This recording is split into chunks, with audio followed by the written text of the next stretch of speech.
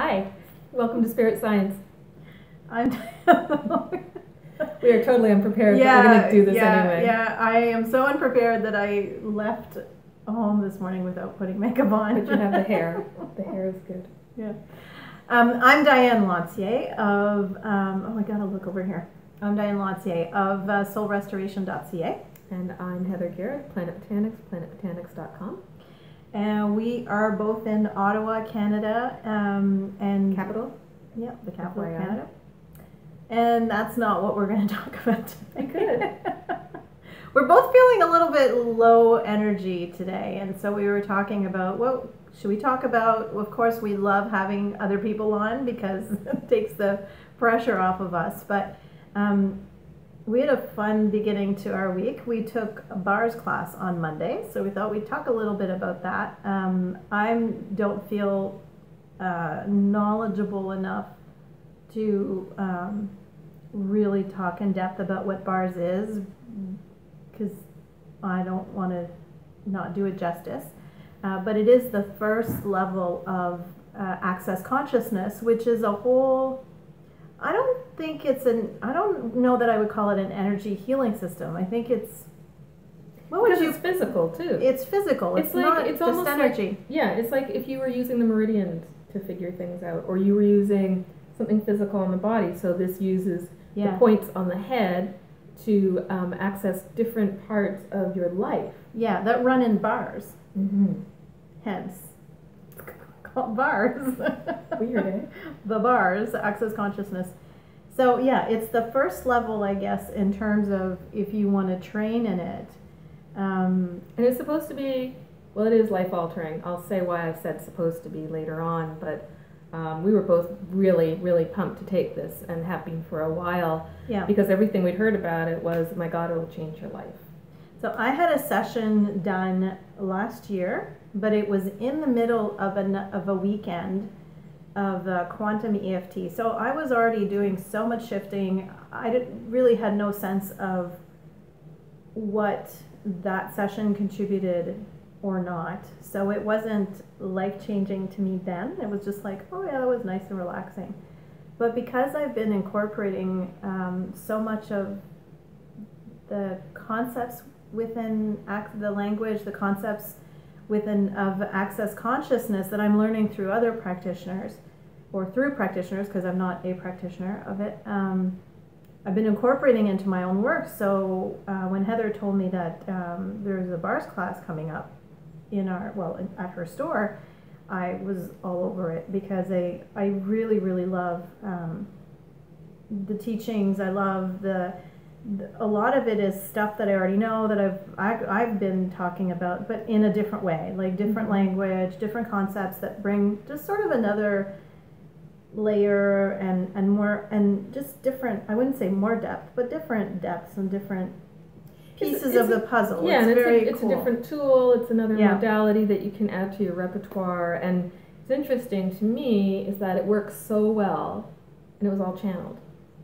Right, it's not a long lineage that came down thousands of years or blah, blah, blah. But I mean, Reiki was originally channeled. Well, that's true. Maybe everything so was. Maybe it was but channeled. This is a more recent one. It was channeled all those years ago, but it was still channeled, right? Mm-hmm. Yeah. Maybe everything is in the end. Yeah. But it's a fairly recent modality. And, I'd heard a lot of really great things about it, so I was very excited to try it. So it was a full day. Yeah. And I think we were all a little discombobulated. We've all been a little off lately, and maybe you've had that in your life as well, between the lunar eclipse, the full moon, Mercury in retrograde, blah, blah, blah, blah, blah, like just walking through muck, trying to keep your head above water. But all of that is in the past. Yeah. Well, that's the way I felt. That's my personal. and people who were coming into the store were like, these energies are so heavy. So what was interesting to me was that I came into the bars practice with a huge excruciating backache, which only got worse during it. Damn it, I'm sure it was going to be just fixed like that. But there were some very interesting things that happened afterwards to me. So it definitely had some effect, and I think once we practice on each other, it's going to be even more influential. Yeah. But tell me about what you. Well, I wanted to say though, so explain it a little bit for people who let's say know about Reiki, what the difference is, because it kind of took me a bit to understand within myself what the difference is with Reiki, because with Reiki it really is an energy healing modality. With Reiki you need an attunement. Well, I mean, you do it, some people do it naturally, but for the sake of you need it, you have attunements, there's symbols, there's levels to it, and you're, you know, when you're touching the person, you're channeling, you're connecting that person to universal source energy, healing energy, to, it's not sucking your energy or anything, but you're basically channeling, yeah, your conduit for the energy, connecting your client to that universal source, healing energy, to clear blockages in the energy system. The bars, you don't need, there's no attunements. It's anybody can do it, and you don't even need to take the class. The class really is only so that you have a certificate. I mean, you probably and also you can actually, if you're not right on the point, someone can say no and adjust your hands. And exactly. Really, so that's what I'm saying. You don't need an attunement. You don't necessarily need to take the class to do it. I mean, you don't for Reiki either, but somebody would still have to give you the attunement. And I think it's beneficial to take the class because you have all of the sort of philosophy around access consciousness with it, but you can certainly practice it just by having somebody explain to you what the different points are, because all you're doing with your fingers is activating the bars, and you can do it just by calling on them, just by asking for them to turn on at night. I've been doing it every night. Turning one bar on, so, and it's your favorite. It's this one. Position? It's you know what it is. It's the money, control, creativity one. And when I was having my my session done, because we practiced on each other, it's right around here. And thank God you have the hair. I know, right? Oh, isn't that funny though? Think about it. It's not funny now that I think about it that I have this and I did bars and this is the line. So weird. I can feel it. Put your finger on there. It's hot. I can feel it anyway. So this is the one, when I was having it done, she had to move her finger because the woman who I was practicing with, it felt like there was a searing hot blade right here. It was so, I don't even know if painful is the right word, because it wasn't real pain. It was just the sensation of the searing hot blade. So she had to move her hands off. So it very easily activates, and I feel like I'll just keep doing that one until I feel like I want to activate another one. But yeah, it was really cool. I never fall asleep. I very rarely fall asleep, even in Reiki sessions, and I zonked out. So relaxing. I really enjoyed it. It was interesting. It was more than just lying down, for sure. Oh yeah. It was very cool. And I'm adding that now to my services now. So I'm going to be offering bars sessions, and my favorite name for one of the bars is the memory toaster. The memory toaster. It's so cute. It's 2 bars on the top of your head, so it's like the slots in an old-fashioned toaster. So if any of you remember what that looks like. Memory. In you go. Very interesting stuff. Yeah. And I think the more you have to call on in your repertoire, the better it is, because different people vibe with different stuff. And of course, if you've had a profound experience with that modality, then you're going to pass on that excitement and so on to whoever you're giving the treatment to. So that's kind of an add-on too. I think what I'd like to say next is, let me collect my thought. So I'm kind of nervous. No. I'm thinking, and I'm picking this up. So somebody maybe needs to hear this, but sometimes when you hear about classes, about modalities, about things that other people are doing, we get envious, or we think, oh, I wish I could do that, or I want to do that, and you kind of get that energy inside of you that like, oh, I need to do that, oh, I need to do that. But does it really come from you, Or is it just that belief that, well, maybe if I had that, I would be better, or maybe if I did that, this or that, or maybe I'm not complete if I don't have that. But if it's not coming from you really, if it's your brain resonating, right? It's not resonating, and maybe you think you should, but when you really check in with your body, it's like, no, this isn't necessarily mine. This isn't necessarily what I should be doing. This won't necessarily contribute to me or to my business. It's more of your programming, really, that is kind of saying, oh, you got to do this, got to do that, got to do this. It's the same thing with networking, and oh, I have to go to all of the events, but they might not all contribute to you. They might not all. Some of them might be time wasters, right? That's funny because that's not what I thought you were going to say, and that's why I raised my hand. Was more like so one of the things that Debbie said. But was, just to finish my thought, what I wanted to finish with is, or the point of that is that always make sure that you're really truly checking in with you, and whether you have a business or not. If you have a business, check in with your business, but always check in with you truly to see if what it is that you think you want is really what you want, and it's coming from a place of something that's really going to give back to you, as opposed to. And if it's a should, forget it. Yeah. If it's a should, it means you feel obligated to do it. It doesn't mean you necessarily want to. But what I was going to say, and what Debbie said at the beginning of our training, was a lot of people think that they won't be able to do it, or there's that egoic part of it. And of course, I am totally guilty of that every single time I do anything. And I don't know what that's about, but I'm going to fix it. We'll fix it. Yeah, we'll fix it together. But I thought that was really interesting. It's sort of like, okay, you do this, and it works. That's all. That's all. There's no, I'm not sure whether that took or not. Or well, that's the brilliant thing. Talking about the other day. Well, the brilliant thing about it, that's another difference with Reiki, actually, because I find that with Reiki, so people will... You will get, okay, she talked about this too. So when you're doing access consciousness, don't bring anything else in. So if you're an intuitive, don't be giving messages unless you really have a conversation with the person and say, look, I do this as well. Do you want to receive messages that I get? Right. But you have to specify that that's not part of access consciousness, because otherwise somebody else might go to another practitioner and, not get that and be like, wait, isn't access... I'm not getting. How come I didn't get any messages? What about Yeah, exactly. But it's not about that. So, but it's not about that, and so what you learn to do with bars, it doesn't take any talent. It doesn't take any intuitive skills. It doesn't take anything at all. It's just a matter of putting your fingers in the right place, and that's it. And then it's the other person who's getting all of the benefits. You're just kind of holding the space, right, and activating the bars. So it doesn't take any kind of mad skills or intuitive ability, or of course what you were talking about just previously is all about trusting yourself and your intuition and going within and saying, we were talking about food the other day, does my body really want this food? Yeah. So you can do that around anything.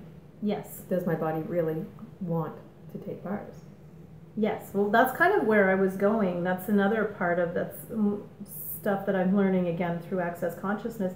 But just to wrap up again the thought about, bars doesn't take any special talent versus, I don't think Reiki necessarily takes talent, but because Reiki is, you're being a channel for energy, and you're getting you're getting attunements and symbols, I think there is a little bit more pressure within that modality. People will easily sort of put pressure on themselves to feel something or to see something, like colors, or hear something, be sent or to something, have their hands be guided, or to get extra information other than just, because really Reiki as well, you can just do the hand, you just leave your hands and let it do the work.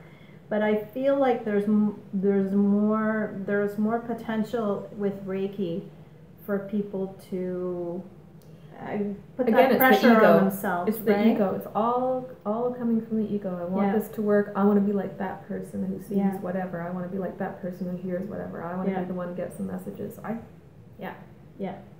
And but don't you find that there's a little bit? Yeah, exactly. It's different. It's a little bit. You just do the routine. Yeah, that's it. Yeah, there's nothing else to it. Like, it is what it is. Yeah, I really like it. And maybe that's the thing that Reiki has evolved into too. We don't know when it first started whether people were like, oh, okay, so I see that you need, I'm seeing the color red, and I think that means you need red jasper, and I think this is my intuition is telling me that this is what you should do with that, and blah, blah, blah. Maybe it was just channeled energy, not saying anything, just... Well, absolutely, that's right? What it was. So now it's evolved Everybody into this uses other thing. it. Yeah, well, I don't think it's necessarily evolved into another thing. I think it's that practitioners, and I'm sure there are Reiki practitioners who only do that, but we've had this discussion before how more and more people are combining all their skills into what they do. For sure. So there's no reason why, well, why wouldn't I give you messages as I'm doing Reiki on you? Why wouldn't, our friend Christina, add crystals, and you do what you, again, it's the gateway drug to energy work. So it's really just like a portal to allowing your other gifts, and the beauty of it is that you can incorporate all of these other things. So access consciousness is different because you're not supposed to really incorporate anything really not else. Supposed to. Yeah, and it is it, and that is all. Honestly, it is so good. That is some good stuff.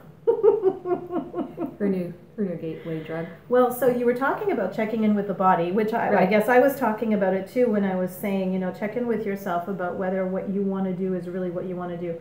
I do that a lot now with networking stuff. Is this something and you asked me yesterday, would you be into such and such a thing? And I said, I don't know. And you and Christina kind of looked at me like, what kind of a response is that? But I don't know until you've set the date and you kind of have a better idea of what it is, and I can, you know what I mean? Like, I don't want to commit to it until I really have a better sense energetically of whether I'm into it or not. Fair, and I think and so that's for me. I'm doing that more and more. Right, and I think everyone does that. Like, there's there's so many networking events you should go to, and there's so many shoulds around them. Yeah. Should I have gone to that? Oh, you're going. Oh, should I? Yeah. Oh, maybe I'm missing out. And in fact, if you just go, do I want to go? No, really. Yeah. No. As long as you're not going out of, well, I mean, you can too, but. Out of what? Out of fear, or if you're not going to something or not doing something because you think you're not good enough, or you're afraid of meeting new people, or for whatever reason, then you want to work on those pieces, because then your decision is not being made really. It's your decision is not made purely on, your true self or your body deciding, I want to be there, because you're holding yourself back. You're making a decision out of fear. Not out of, well, maybe if that happens on a regular basis, for sure. And if you're really true with yourself, you'll know that. So one of the things that I've learned through, I mention her a lot, but I don't want to say through Access Consciousness, because I haven't taken the Access Consciousness classes other than bars. What I've learned about Access Consciousness, I've learned through Glenyce Hughes, who's a Canadian practitioner out west. And so one of the things that I think is interesting in terms of the language is, so let's say you've got a networking event you're thinking about, and you're not sure, and if you're feeling that sort of fear, because you said it depends if it happens a lot, but are you in awareness that thing won't bring something to you, won't contribute to you, or are you truly, so if you're saying no, that you don't want to go to something, I guess, is it because you don't think you're good enough, or you have a fear around it, or whatever, or you think you don't have the money to pay for it, or whatever it is, or are you actually in awareness that it won't contribute anything to you? And that awareness is the real... Definitely. Yeah. Definitely. And that's why I say if it keeps happening, if it's once in a while and you're like, it's not working for me, or I don't feel like networking tonight, or the vibe isn't right. If the vibe isn't right, then that's one thing. If it's happening to you on a regular basis, then I'd say you really need to check in with what's stopping you and what part of yourself is stopping you. But that's what I'm saying, though. If you occasionally are like, the vibe's not right, this isn't right for me, then that's your awareness that event isn't right for you. Yeah. Yeah. Whereas if you're doing it all the time, then you really have to check in with what's holding you back all the time. Yeah. Or maybe you're not in the right business. Maybe it's a larger awareness that you shouldn't be doing what you're doing. Maybe. And the universe will just keep kicking you in the bum job until you figure out what it is you're supposed to be doing. That's the way it works. Look at me. Government, 23 years. Yeah. And I was still reluctant to leave early. Yeah. And if one of my colleagues had not been less than kind, I probably would have stayed another 9 years. Yeah. I can't imagine who I would be if that was who I am now. That didn't make sense, but you know what I mean. That's because we get it. Hope so. So yeah, it's and it's all this experiential stuff that leads us the right way, down the right path at any given moment, right? Yeah. They're tools. Yeah. You use them when you need to. You use them on yourself. You can use them to help other people. The more you use them on yourself, obviously, the greater the impact on everybody else, because it's that whole caretaker taking care of themselves first. Yeah. So I'm still very eager to see what happens when we practice the bars. I did a few new moon rituals, which I really found impactful. One was letting go of all the things that don't serve me anymore, and the other was welcoming in all the things that I want to happen in my life, and then wrote it out, meditated. My dog Flynn was with me, so it was a very short meditation, and then burned it in the moonlight. So I'm going to keep doing those things up, all the things that you do that actually help you, that you find, again, you don't want it to be something like, oh, I didn't do that full moon ritual, and, you know, you want it to be something that you feel in your heart would be beneficial. Yeah, that doesn't, like, that for me, that doesn't call me. Right. Right, but that's okay. As long as it's working for you, how it's creating shift and change within you. Exactly. Yeah. If you just do something by rote, and that's why you have to, so we're going back full circle, that's why you have to check in with you. Because if I were to do that, and it doesn't mean anything to me, my body isn't calling for it, that's not, I don't resonate with it. If I were to do it just because she's talking about it, and all of a sudden I think, oh, if I don't do it, I'm missing out on something, then I might do it and I won't get anything out of it, or I don't know, it just won't be the experience, it won't be the same thing because the full moon let down. Well, it's the same as us and then I'll blame the moon for it not working. Yeah, because I won't be able to look at myself and say, Diane, were you really in awareness of whether you really wanted to do that or not? Right. Instead, I'll just blame the moon. Well, it's the same as that's what we us talking about being in nature. For me, it's huge. Yeah. For you, meh. I know Christina yesterday said to me, you really need to be in the woods. And I love her. Thank you for the message. And maybe it's true. But I was like, I'm not. It's just and not that's me. Okay. I feel good when I'm in the woods, but I'm not going to make the effort to go. And you hate camping. Glamping hate is a strong word. I would prefer to camp. Intensely dislike. I would like to. In the I would talk squared. I would prefer to camp in a cabin. I would have preferred to camp in a hotel. Let's be honest. I think a cabin is a good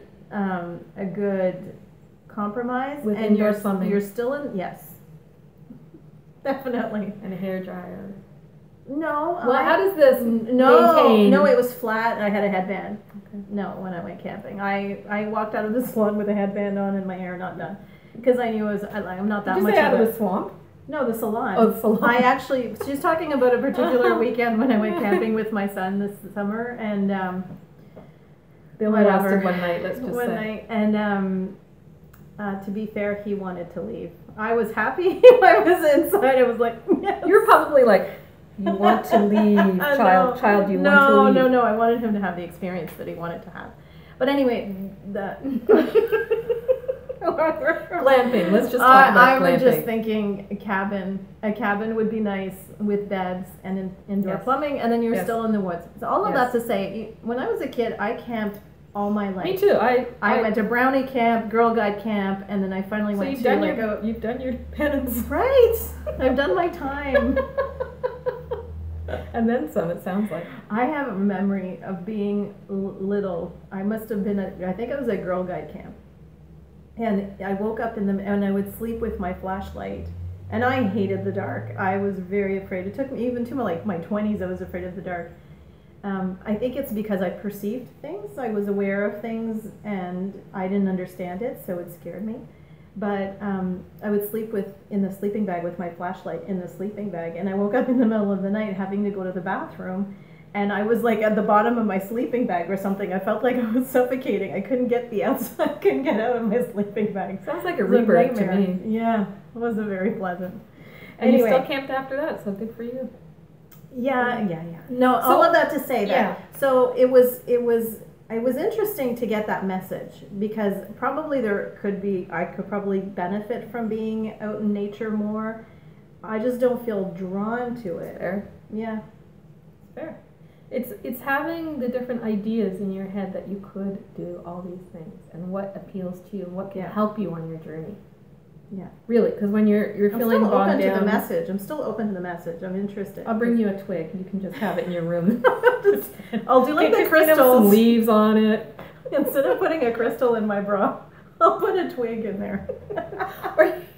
or just have nature sounds in your living room. Crickets, until your husband says, "Do we have an infestation?" And I don't want to loon like when we went camping. Okay, the loon fair. at 5 in the morning. Loud. They're pretty loud. But yeah, getting back to the original part of all of this, I don't do things because other people tell you should do them. But be open to the all messages. The different all the different ways there are of creating a better life. I won't say a perfect life, because if you created that, you'd be out of here. Yeah. So it is about the journey, and it is about the ebbs and flows. Wait, what did you say? I'll tell you later. No. What did you say? I said if you had a perfect life, you'd be out of here. To me, being human is about this journey, and it's never all up. Or are you going to go up? Yeah, I don't believe that. No? I don't buy that. So you think you can have a perfect life and what? I think perfect life is all in your perception. Okay. So what I think is perfect is not necessarily what somebody else thinks is perfect. But I don't think there's anything wrong with feeling joy every day. No. Feeling joy. And wouldn't a perfect life mean that you're feeling joy all the time? And yes. Peace and joy all the time? Yeah. How many people do you know that do that? Not many, but I can say that I feel joyful and at peace 95% of the time. That's pretty good. Because I work on myself a lot. Yep. And so I don't think I think that's a limit. I think that's quite a limiting belief. This idea, and it's like if I said to somebody, I go through many days where I'm joyful all day long, and people will think that's wrong for some reason. They'll make me wrong for that, or like we think that that's a wrong thing, and there's really that.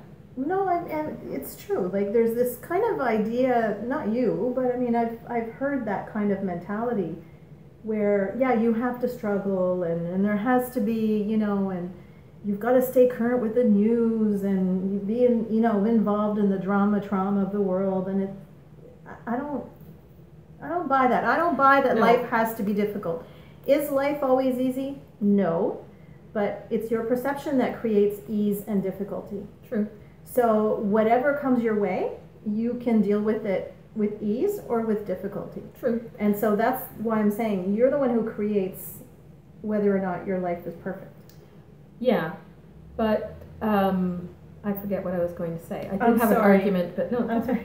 Well, it's not valid anymore. Well, it certainly is. If I could just remember it, it was a very good point I was going to make.